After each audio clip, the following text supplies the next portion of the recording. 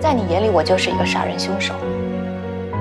你应该知道，一个杀人凶手会为了自己的目的不择手段。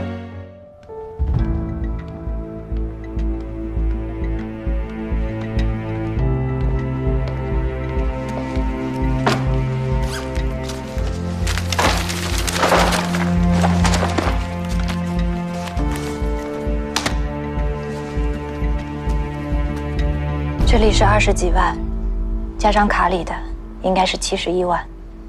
我知道还不够，但是这已经是我能筹到的所有资金。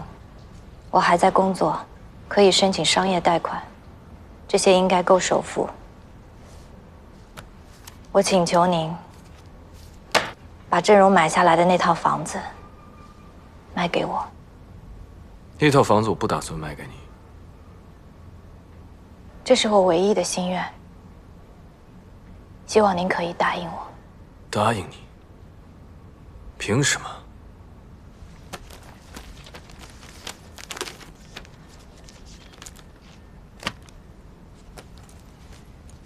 这是购房合同和定金发票。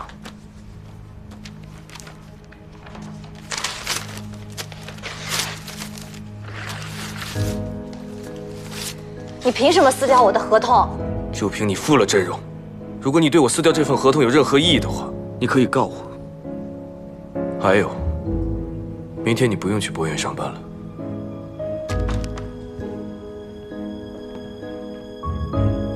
雷总，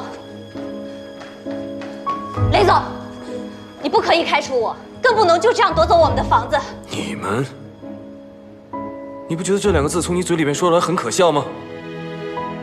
你有什么资格说这2个字？你当时跟郑荣提分手的时候想过这2个字吗？